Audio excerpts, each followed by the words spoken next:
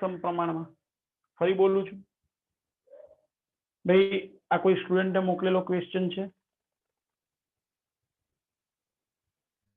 ચલો ભાઈ, ચેપ્ટર 5 નો એમસીક્યુ છે. એક સુરેખ માર્ગ પર ગતિમાં અંતર એ સમયના વર્ગમૂળના સમપ્રમાણમાં છે તો કણનો પ્રવેગ ખાલી જગ્યાના સમપ્રમાણમાં. આવો કઈ ક્વેશ્ચન છે, ઓપ્શન આપેલા છે કે વેગના સ્વરૂપમાં. ઓકે, ચલો જોઈ લઈએ. અહીંયા ધ્યાન ભાઈ, સુરેખ માર્ગ કીધું છે એટલે એક પરિમાણની ચર્ચા છે, નક્કી છે. અંતર એ સમયના, અંતર ધારી લો કે x લઉં તો એ સમયના વર્ગમૂળ એટલે t રેસ હાફ ના સમપ્રમાણમાં છે. ચલો, તો મારે પ્રવેગ લાવવાનો છે એટલે બે વાર વિકલન કરવું પડશે. તો ચલો, પહેલી વાર વિકલન dx by dt is proportional to, ચલો t રેસ ટુ હાફ નું વિકલન લઈએ એટલે હાફ આગળ, ઘાતાંક આગળ. એની ઘાતાંક હાફ માંથી એક જાય તો માઇનસ હાફ રહે એટલે half into T raise to minus half. ભાઈ, આને આમ પણ લખાય dx by dt એટલે વેગ v is a proportional to be half તો અચળ છે એટલે ચલનની નિશાનીમાં અચળ તો લખવાની જરૂર નથી એટલે ટી રેસ ટુ માઇનસ. એટલે તમને મળ્યું વેગ v ચલે છે T raise to minus half. Okay, આપણે તો પ્રવેગ સુધી જવાનું છે એટલે ફરીથી વિકલન, એટલે આનું વિકલન કરો dv by dt is a proportional to, ચલો t raise two minus half નું વિકલન, ઘાતાંક આગળ માઇનસ હાફ આગળ, એની ઘાતાંકમાં એકનો ઘટાડો એટલે -3/2. માઇનસ હાફ માંથી એક બાદ કરીએ તો -3/2. ઓકે ભાઈ, dv by dt એટલે પ્રવેગ is a proportional to, ભાઈ માઇનસ હાફ તો અચળ છે એટલે લખવાની જરૂર નથી તો t રેસ ટુ -3/2 એને આવું લખાય t raise two minus half raise to cube. t raise two minus half raise to cube એટલે t રેસ ટુ -3/2 થઈ ગયું. પણ t raise two minus half એટલે તો વેગ v. Therefore a is proportional to v raised to 3. કારણ આ સમીકરણ 1. તો આ જવાબ થયો a is proportional to vq. C માં છે જો એ answer a is proportional to vq બાર. ઓકે, જો ભી જેનો પ્રશ્ન હતો એનો પ્રશ્નનો આ જવાબ થઈ ગયો. a is proportional to vq. પ્રવેગ vq ના સમપ્રમાણમાં હોય. બોલો, ક્લિયર છો? ફરી સમજાવું છું, ધ્યાન રાખી લેજો.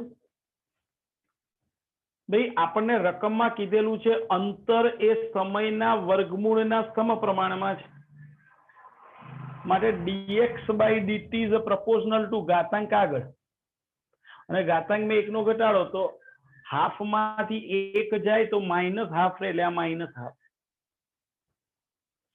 ચલો ભાઈ, dx by dt એટલે વેગ v, હાફ અચળ છે એટલે એ તો લખવાની જરૂર નહીં ચલનની નિશાનીમાં એટલે હાફ ના લખ્યા અને આ T raise to minus half, એને કીધું સમીકરણ 1.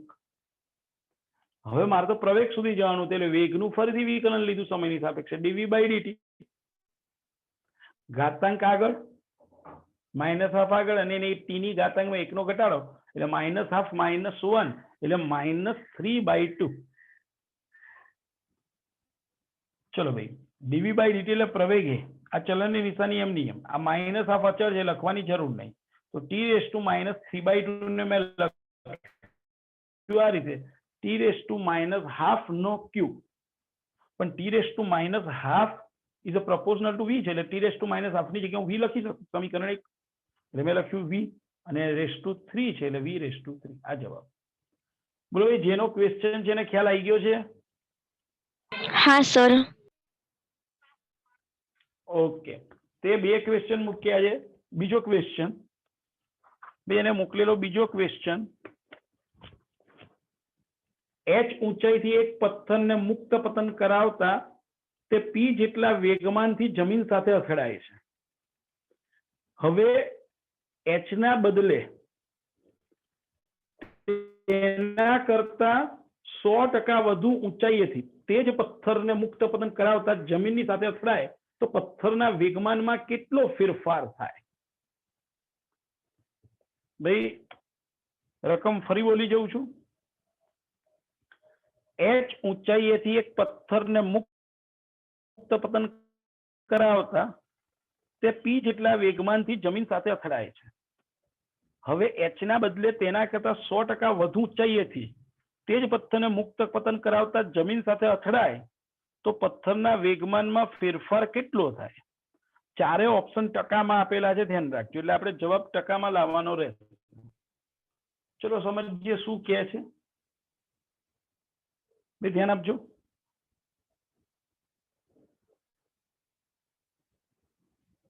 આપણને શું કહેવા માંગે છે એ સમજી લો.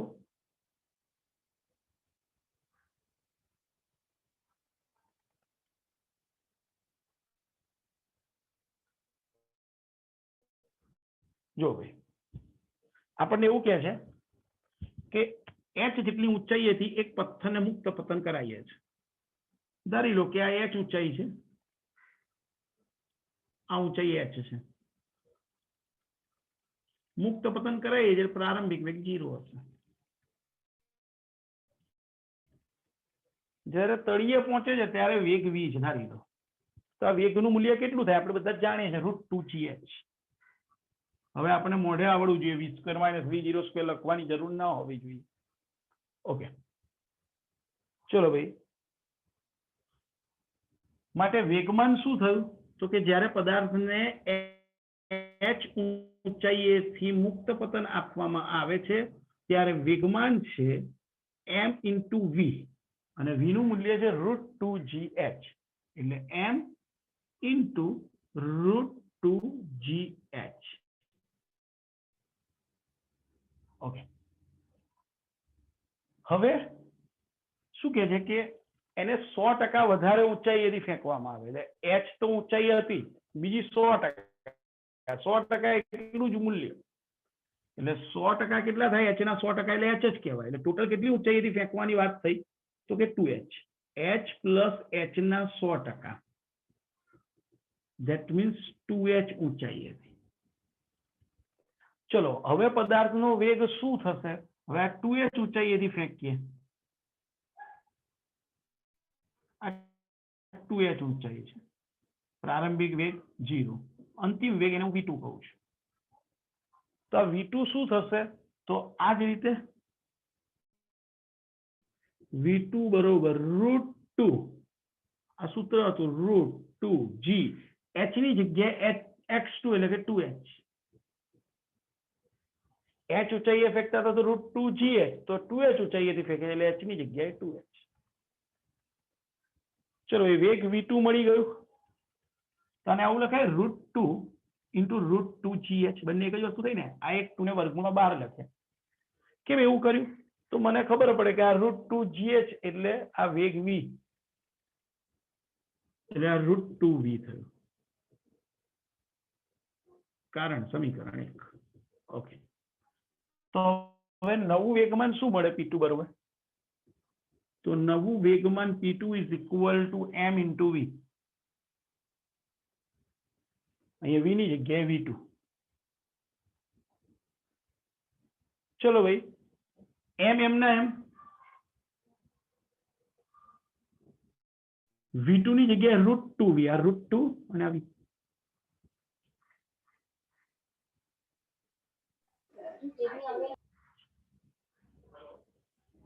કોણ?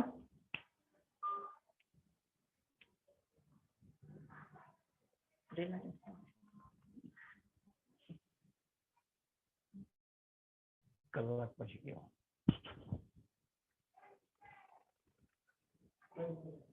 ભાઈ, m ના m, v2 ની કિંમત √2v, પણ આ m × v એટલે શરૂઆતનું વેગમાન p. That means is equal to √2p. હવે આપણને શું કીધું છે કે વેગમાનમાં કેટલા ટકા ફેરફાર થયો? તો ફેરફાર ધેટ મીન્સ p2 - p1.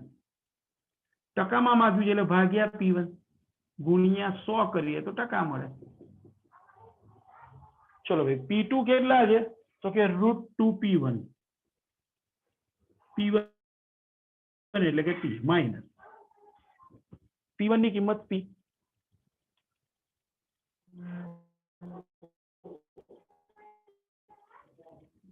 ભાગ્યા P1 એટલે P ગુણ્યા 100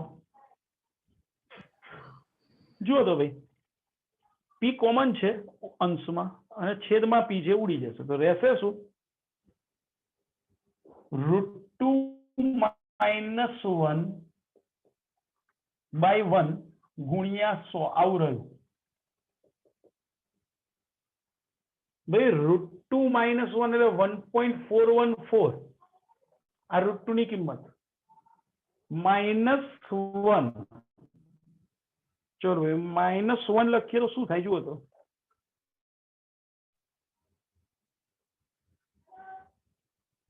ગુણ્યા 100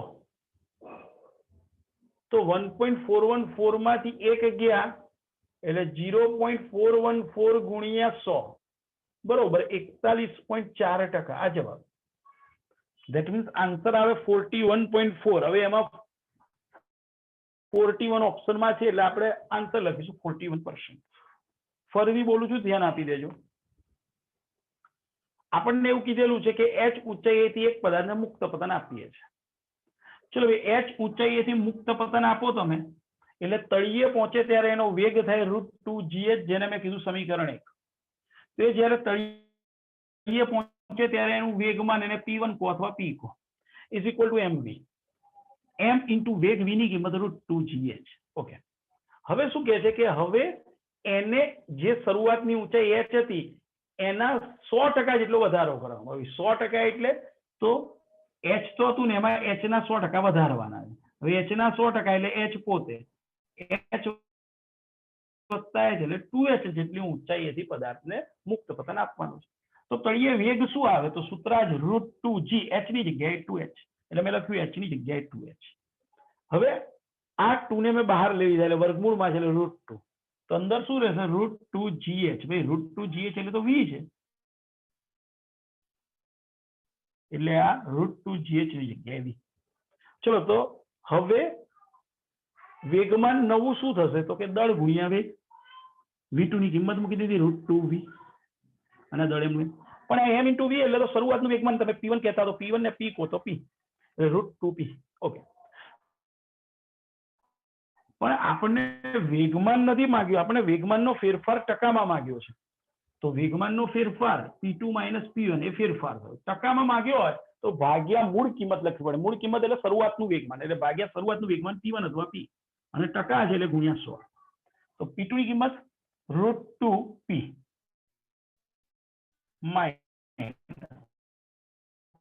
p1 ની કિંમત એટલે આ p અને ભાગ્યા p1 એટલે p અને આ ગુણ્યા 100 આ બંનેમાં p કોમન છે અને છેદમાં p છે એટલે ઉડી ગયા તો રહ્યું શું √2 - 1 જે અહીંયા લખ્યું ભાગ્યા છેદમાં p ઉડી ગયા એટલે 1 ગુણ્યા 100% √2 ની કિંમત 1.414 - 1 છેદમાં 1 છે એટલે લખ્યા જ ગુણ્યા 100 1.414 માંથી 1 જાય તો 0.414 રહ્યા ગુણ્યા 100 એટલે 41.4% જવાબ બોલો ભાઈ ક્લિયર છો બોલો કોઈને ડાઉટ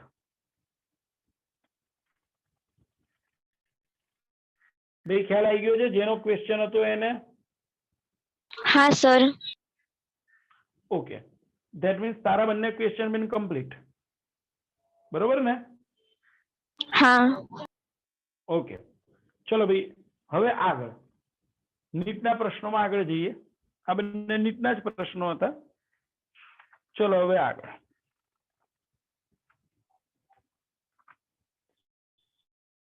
લાસ્ટ લેક્ચર ની અંદર આપણે કઈક છેલ્લે 2 અને 4 કિલોગ્રામ દળવાળા પદાર્થનો પ્રશ્ન લખાયો હતો છેલ્લે મને એવો ખ્યાલ છે હવે આગળ લખો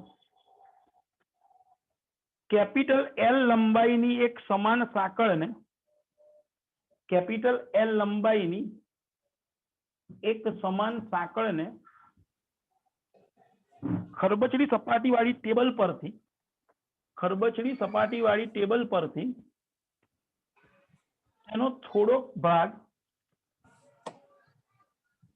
બહાર લટકે તે રીતે રાખેલ છે, તેનો થોડોક ભાગ બહાર લટકે તે રીતે રાખેલ છે. જો સંતુલિત સ્થિતિ માટે લટકતી સાંકળની મહત્તમ લંબાઈ સ્મોલ એલ હોય તો, લટકતી સાંકળની મહત્તમ લંબાઈ સ્મોલ એલ હોય તો સાંકળ અને ટેબલની સપાટી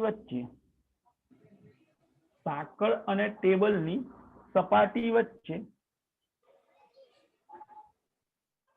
ઘર્ષણાંક ખાલી જગ્યા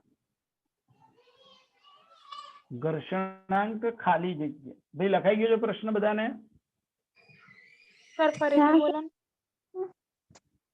કેપિટલ એલ લંબાઈની એક સમાન સાંકળને ખરબચડી સપાટી વાળા ટેબલ પરથી તેનો થોડો ભાગ બહાર લટકે તે રીતે રાખેલ છે.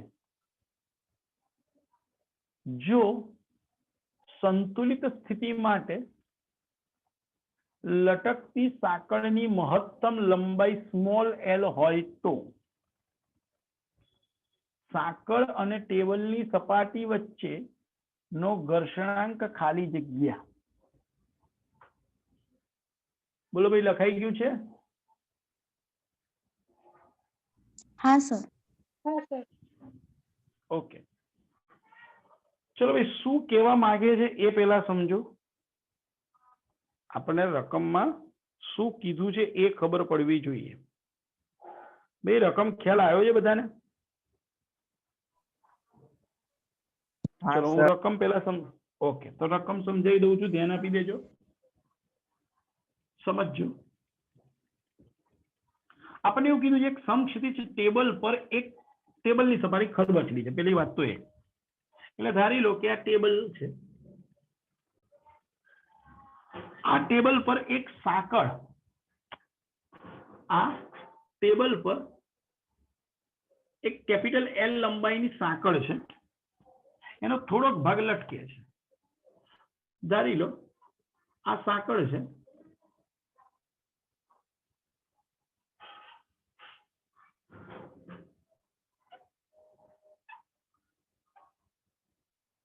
આ રીતની છે. ટોટલ કેપિટલ એલ લંબાઈમાંથી જે લબડે છે એટલો ભાગ સ્મોલ એલ કીધેલો છે, એટલે આ લંબાઈ સ્મોલ એલ છે. તો બાકીનો જે ભાગ જે છે એ capital L minus small L લંબાઈનો હોવો જોઈએ. ઓકે, ચલો ભાઈ, હવે આપણને એટલી ખબર પડવી જોઈએ કે આ જેટલો ભાગ લટકે છે એનું જેટલું વજન બળ હશે એટલું જ જો ઘર્ષણ બળ આ તરફ લાગતું હોય તો ચેન આમ નીચે સરકતી અટકી ગઈ, નહીતર ચેન આખી આખી ધીમે ધીમે સરકીને નીચે આવી જાય. ધેટ મીન્સ તમે એવું કહી શકો કે અહીંયા લટકતી જે ચેનનો ભાગ જે છે એનું વજન બળ બરોબર આ લાગતું ગતિક ઘર્ષણ બળ. તો અહીંયા હું પહેલા તો સ્પષ્ટતા કરું કે ભાઈ આનું વજન બળ કેટલું, તો પહેલા મને સ્મોલ એલ લંબાઈની ચેનનું દળ ખબર હોવી જોઈએ. એટલે જો હું દળ કઈ રીતે શોધું છું ધ્યાન રાખ. ધારો કે એકમ લંબાઈ ની ચેનનું દળ લેમ્બડા છે. એકમ લંબાઈની ચેનનું દળ લેમ્બડા છે. તો આ સ્મોલ એલ લંબાઈ છે, તો આ સ્મોલ એલ લંબાઈ ની ચેનનું દળ કેટલું થાય? તો કે લેમ્બડા ઇન્ટુ એલ. શું થશે ભાઈ? Lambda into L. ચલો ભાઈ, તો અહીંયા વજન કેટલું લટકે છે? તો દળ ખબર છે લેમ્બડા એલ છે. દળને જી વડે ગુણી નાખો તો આટલું વજન, એને ડબલ્યુ કહી દઈએ આપણે, એ નીચે તરફ લટકે છે. હવે આટલા વજનને સમતોલતું ઘર્ષણ બળ આ દિશામાં લાગી રહ્યું છે. આટલા વજનને સમતોલતું ઘર્ષણ બળ આ દિશામાં લાગી રહ્યું છે. ભાઈ આપણે જાણીએ છીએ કે આ ઘર્ષણ બળ શોધવું હોય તો ઘર્ષણ બળનું સૂત્ર મ્યુએસએન છે. તો તમારી જોડે લંબબળ હોવું જોઈએ. હવે લંબબળ કોણ લગાડે? ભાઈ તમને ખબર હોવી જોઈએ કે અહીંયા આપણે લંબબળ લગાડે કોણ? બોલો ભાઈ, લંબબળ કોણ લગાડે? તો કે આ ટેબલની સપાટી લંબબળ લગાડશે ચેન ઉપર. ક્લિયર? ચલો ભાઈ, તો મારે એ શોધવું પડશે કે આ જેટલી ચેન ટેબલ પર છે એના વજન જેટલું લંબબળ લાગવાનું છે. તો એનું વજન કેટલું? તો આપણે અહીંયા શોધીને રાખીએ capital L minus small L લંબાઈ ની ચેનનું દળ કેટલું. ભાઈ હવે એ તો તમને તરત જ આવડવું જોઈએ. એકમ લંબાઈનું લેમડા છે તો આટલી લંબાઈનું કેટલું થાય? તો કે lambda into capital L minus small L. Capital L minus small L. Okay, એટલે અહીંયા કેટલું વજન બળ લાગતું હશે? તો કે lambda into capital L minus L into G. તો આટલું લંબબળ ઉપર થયું એટલે લંબબળનું મૂલ્ય તમને મળી ગયું. ચલો હવે આપણે અહીંયા સ્પષ્ટતા કરીએ કે અહીંયા ઘર્ષણ બળ કેટલું લાગે છે? તો કે અહીંયા આગળ ઘર્ષણ બળ આ જે વજન લટકે છે એના જેટલું લાગે છે. એટલે કે જેટલી ચેન લબડે છે એના વજન જેટલું. ઓકે, ઘર્ષણ બળનું સૂત્ર શું? તો કે મ્યુએસએન ઇઝ ઇક્વલ ટુ ડબલ્યુ. હવે આપણે શોધવાનું શું કીધેલું છે ભાઈ? તો આપણને ઘર્ષણાંક શોધવાનો કીધો છે. તો મ્યુએસ બરોબર શું થશે? W by N. ચલો ભાઈ, ડબલ્યુ ની કિંમત કેટલી છે? તો ડબલ્યુ બરોબર lambda small L into G. Capital N ની કિંમત કેટલી છે? તો કે lambda capital L minus small L into G. ચલો ભાઈ, સાદુરૂપ. તો તમે જોઈ શકો છો લેમડા ઉડી ગયા, જી પણ ઉડી ગયા. તો શું રહ્યું? તો કે small L upon capital L minus small L. આ જવાબ. આટલો ઘર્ષણાંક હોવો જોઈએ. ફરીથી સમજાવું છું, ધ્યાન આપજો. આપણને એવું કીધું છે કે આ ટેબલ પર કેપિટલ એલ લંબાઈની ચેન જે છે એ એવી રીતે ગોઠવેલ છે કે એની સ્મોલ એલ જેટલી લંબાઈનો ચેનનો ભાગ લટકતો રહે છે. હવે આ લટકે એટલે નેચરલ વસ્તુ છે કે અહીંથી વજન બળ લાગશે એટલે ધીમે ધીમે આમ ચેન સરકતી સરકતી નીચે આવે. જો લીસી સપાટી હોત તો આખી ચેન નીચે આવી જાય. પણ અહીંયા તો રકમમાં કીધું છે ખરબચડી સપાટી છે. હવે જો આ સપાટી ખરબચડી હોય તો જ્યારે આ ચેન નીચે આવતી હશે તે વખતે ગતિક ઘર્ષણ બળ આ તરફ લાગવું જોઈએ. હવે આપણને એવું કીધું છે કે મહત્તમ કેટલી ચેન લબડે, મહત્તમ કેટલી ચેન લબડે કે જેથી આ ચેન જે છે એ સંતુલન સ્થિતિમાં રહે. તો મેં ધારી લીધું કે સ્મોલ એલ લંબાઈ જેટલી લટકેલી છે જે ચેન. ઓકે, તો આટલો ભાગ લટકે છે એનું વજન કેટલું? તો એનું વજન મારે શોધવું હોય તો આનું દળ ખબર હોવી જોઈએ. એટલે મેં સૌથી પહેલા તો અહીંયા આગળ એકમ લંબાઈની ચેનનું દળ ધારી લીધું કે ભાઈ લેમડા છે. તો આ સ્મોલ એલ લંબાઈનું દળ કેટલું થાય? તો કે સ્મોલ એલ લંબાઈનું દળ લેમડા ઇન્ટુ એલ. બાકીનો જે ભાગ ટેબલ પર છે એની લંબાઈ છે capital L minus small L, એનું પણ દળ કેટલું થાય? તો કે lambda into capital L minus small L. હવે આનું વજન એટલે દળ ગુણ્યા ગુરુત્વ પ્રવેગ. એનું દળ હતું લેમડા એલ અને ગુરુત્વ પ્રવેગ જી. અહીંયા જેટલું વજન ટેબલ પર લાગે છે એટલું જ લંબબળ ઉપર તરફ લાગે છે. માટે લંબબળનું મૂલ્ય lambda capital L minus L into G. આટલો ટેબલ પર જે પડેલી છે ચેન એના વજન જેટલું. ઓકે, હવે આ સંતુલન સ્થિતિમાં છે, એનો અર્થ કે આ ઘર્ષણ બળ અને આ વજન બળ બંને એકબીજાની અસર નાબૂદ કરતા હોવા જોઈએ. એટલે આપણે લખ્યું Fs બરોબર W. Fs is equal to μSN is equal to W. આપણે ઘર્ષણાંક શોધવાનો છે માટે મ્યુએસ ને કરતા બનાવ્યો W by N. ભાઈ W ની કિંમત લેમ્બડા સ્મોલ l છે, N ની કિંમત lambda capital L minus small l into G. સાદુરૂપ જવાબ. બોલો ભાઈ, ક્લિયર છો? કોઈને કઈ ડાઉટ?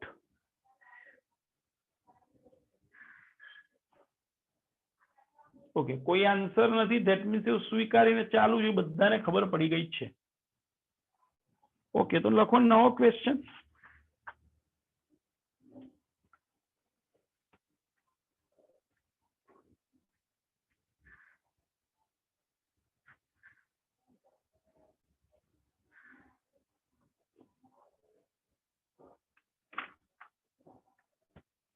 લખો 15 કિલોગ્રામ દળવાળા એક બ્લોકને 15 કિલોગ્રામ દળના એક બ્લોકને 20 ડિગ્રી ઢોળાવવાળા 20 ડિગ્રી ઢોળાવવાળા સમતલ પર 25 સેન્ટીમીટર પર સેકન્ડ સ્ક્વેર 25 સેન્ટીમીટર પર સેકન્ડ સ્ક્વેર ના પ્રવેગથી ઉપર તરફ સરકાવવા માટે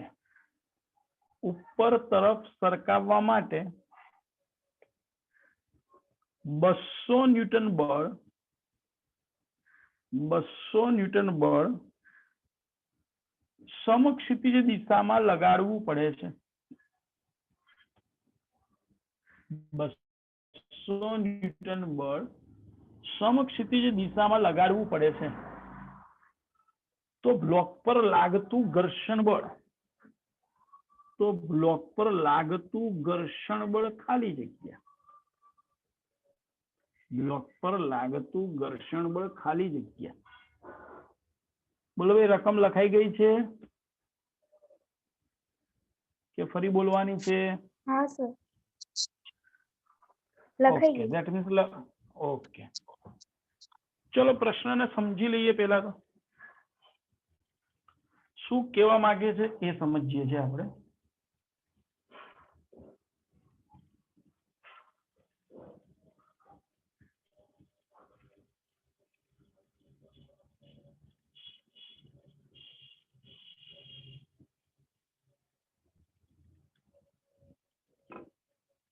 ચલો ભાઈ, હવે અહીંયા ધ્યાન. આપણને એવું કીધું છે 15 કિલોગ્રામનો બ્લોક 20 ડિગ્રીના ઢાળ પર છે. એટલે પેલા તો આ ઢાળ બનાવી દઈએ. આ 20 ડિગ્રીનો ઢાળ છે. ચલો ભાઈ, હવે 15 કિલોગ્રામ નો બ્લોક, આ 15 કિલોગ્રામનો બ્લોક છે, એને ઉપર તરફ ઢાળની સપાટી પર ઉપર તરફ 25 સેન્ટીમીટર પર સેકન્ડ સ્ક્વેર એટલે 0.25 મીટર પર સેકન્ડ સ્ક્વેર જેટલા પ્રવેગથી ઉપર લઈ જવાનો છે. એ માટે સમક્ષિતિજ દિશામાં 200 ન્યૂટનનું બળ લગાડવામાં આવે છે. ભાઈ, સમક્ષિતિજ દિશા એટલે આ તરફ 200 ન્યૂટનનું બળ લગાડવામાં આવે છે. તો આપણને પ્રશ્ન કરેલો છે કે ભાઈ ઘર્ષણ બળ કેટલું લાગતું હશે, આવો પ્રશ્ન છે. ચલો સમજીએ. ભાઈ, બ્લોકનું દળ આપણને ખબર છે. બ્લોકનું દળ છે 15 કિલોગ્રામ. અહીંયા સાઈડમાં લખી રાખું, m બરોબર 15 કિલોગ્રામ. ચલો શરૂઆત કરીએ છીએ. ચલો ભાઈ, બ્લોક પર લાગતા બળો કયા કયા? તો નંબર 1 વજન બળ. ચલો ભાઈ, વજન બળ 15 ગુણ્યા g ની કિંમત 10 લઈ લઉં છું એટલે 150 ન્યૂટન. ઓકે. લંબ બળ n, આ લંબબળ n મેં તમને કીધેલું છે n નો ટાંકીઓ ખેંચીને રાખવાનો માટે આ 20 ડિગ્રી 20 આપી એટલે 20 ચલો બ્લોક ઉપર તરફ જાય છે એટલે ઘર્ષણ બળ નીચે તરફ લાગશે ઢાળની સપાટીને સમાંતર એટલે આ ઘર્ષણ બળ ગતિ ચાલુ છે એટલે ગતિક ઘર્ષણ બળ હશે ચલો તો આ માજી જે છે આ 150 એ વજન બળ માજી છે એના ઘટકો પાડીએ તો એક ઘટક જશે આ દિશામાં માજી સાઈન એક સાઈન 20 માજી છે 150 ને એટલે 150 સાઈન 20 એવું લખવું પડે મારે એટલે માજીની જગ્યાએ 150 લખું છું 150 સાઈન 20 આ થશે નીચે તરફ 150 cos 20 ઓકે આ ખૂણો 20 તો આપણને 20 જ થશે ને ભાઈ કેમ તો કે આ રેખા અને આ રેખા બંને સમાંતર છે અને એની આ છેદિકા છે માટે આ 20 તો આ પણ 20 તો f ના બે ઘટક એક ઘટક આ દિશામાં f cos 20 અને એક ઘટક આ દિશામાં f sin 20 ચલો એ બધા ઘટક પડી ગયા પહેલા તો ઘટકોમાં બોલો કોઈને પ્રોબ્લેમ આ વજન બળ માજી આ લંબ બળ આ સમક્ષિતિજ દિશામાં બાહ્ય બળ અને આ ગતિની વિરુદ્ધ દિશામાં ઘર્ષણ બળ એ ઘટક કોના કોના પાડ્યા તો કે વજન બળના માજી sin 20 તમને યાદ જ હોવું જોઈએ હંમેશા ઢાળની સપાટીની સમાંતર હોય અને આ માજી cos 20 પછી આ બળના ઘટક પાડ્યા f cos 20 અને f sin 20 બોલો ક્લિયર છો ભાઈ ઘટકો ખ્યાલ આવી ગયા છે ઓકે હવે આકૃતિ પરથી તમને એટલી તો ખબર છે કે બ્લોક આમ જાય છે ઢાળની સપાટીને સમાંતર એટલે આ n અને 150 cos 20 અને f sin 20 તો એકબીજાની અસર નાબૂદ કરે છે એટલે n is equal to 150 cos 20 વત્તા f ની કિંમત 200 છે એટલે હું 200 લખું છું 200 sin 20 ચલો ભાઈ આના સમીકરણ એક કહી દો હવે આ બ્લોક પર લાગતું પરિણામી બળ કેટલું ભાઈ બ્લોક પર લાગતું પરિણામી બળ તમને ખબર છે પરિણામી બળ એટલે માં એટલે m into a m છે 15 એટલે 15a is equal to ભાઈ પ્રવેગની દિશામાં કોણ છે f cos 20 f એટલે 200 200 cos 20 વિરુદ્ધમાં કોણ છે તો કે 150 sin 20 અને આ ગતિક ઘર્ષણ બળ વિરુદ્ધમાં એટલે -fk હવે તમને શોધવાનું શું કીધેલું છે તો કે ગતિક ઘર્ષણ બળ શોધવાનું છે એટલે fk આ તરફ લઈ આવો -fk આમ આવે એટલે +fk is equal to 200 cos 20 -150 sin 20 અને આ 15 એ આ તરફ આવે એટલે -15 ચલો ભાઈ કિંમતો મૂકવા માંડીએ 200 એમના એમ ચલો ભાઈ cos 20 ની કિંમત કેટલી ભાઈ cos 20 એટલે sin 70 કહેવાય જો ભાઈ મેં શોધેલી છે એટલે કિંમત કહી દઉં છું 0.9397 cos 20 ની કિંમત છે 0.9397 માઇનસ 150 તો ભાઈ sin 20 ની કિંમત પણ મેં શોધેલી છે 0.3420 0.3420 તમારે ચેક કરી લેવાની 15 ગુણ્યા પ્રવેગની કિંમત છે 0.25 ભાઈ 0.25 એટલે 1/4 કહેવાય મારી દ્રષ્ટિએ ચલો હવે કેલ્સી કાઢો ફટાફટ 0.9397 ગુણ્યા 200 મારી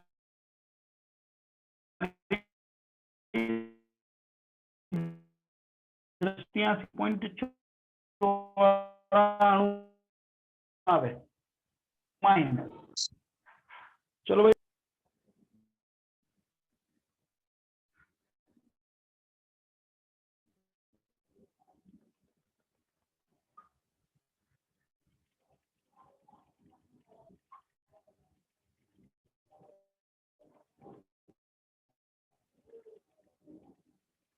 51.30 આવે મારી દ્રષ્ટિએ તમે ચેક કરજો ભાઈ હું બોલું છું પણ એ સાચું એવું જરૂરી નથી તમારે ચેક કરવાનું છે ભાઈ અને 15/4